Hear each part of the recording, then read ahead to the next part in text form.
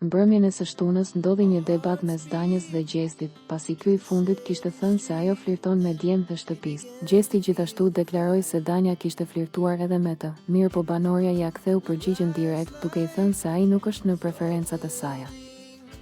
Mirë po mbrëmjen e djeshme Gjesti i është afruar sërish Danjës, duke i thënë se ka patur diçka për t'i thënë, ndërkohë që Danja i tha që t'i kërkoj falje asaj për gjërat që ka thënë. Mos bëj gallat, dil bëj gallat më banorët e tjerë. Ti si e mirë. Pas ke ngrënë bukur, pas ke marrë energji për të bërë shaka, i tha Danja. Ndërkohë që Gjesti i tha, kur në jetë nuk e kisha menduar se do takoja një femër si ty. E vërtet është s'ke për ta takuar kur në jetë. Më ke bërë shumë përshtypje. Thjesht të kam testuar, i tha ai, ndërsa vazhdoi të provokonte Danjën duke i thënë se ajo nuk largohet prej tij. Danja e mohoi këtë gjë duke mos lejuar të provokohej prej tij. Të kam thënë më puth në faqe pa qëllim dashakeqës sepse nuk të shoh ndryshe. Po ty të pëlqen vetja, i tha Danja. Unë e shoh se diçka është duke lindur këtu brenda, i tha Gjesti, por Danja i tha se nuk është e vërtetë. Rri larg budalla se na kap ndonjë video edhe dal atje unë pastaj.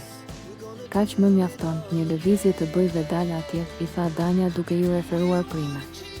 Për mendimet e tua të errëta, që ti e di nuk janë të vërteta dhe në mendjen tënde nuk janë të vërteta. Po ti ke thënë po gjej një cep të futem te kjo lista dhe të dalë si kingu që unë si avar kësaj. Jo, me mua nuk i bën dot këtë lojëra, tha Danja. Thuaj më fal Danja, kam menduar gabim dhe më vjen keq. Me mua si i shkafët nuk bën dot, i tha Danja më tej, ndërkohë që Gjesti vazhdoi me strategjinë e tij. Kur Egli u rikthye në shtëpinë e Big Brother pati një qëndrim shumë miqësor me Danjën dhe shumë të ftohtë me Gjestin. Ky fundit u mundua t'i afrohej, por banorja e refuzoi. Më pas Gjesti shkoi te Danja për të biseduar dhe është munduar ta provokojë dhe t'i thotë Danjës se ai ka një përqim për të. Si mendoni Gjesti t'i duhet një partnere në lojë, do të nxjerrë jashtë Danjën, apo do të bëjë Eglin xheloze nëpërmjet Danjës? E gjitha mbetet për t'u parë në ditët në vazhdim.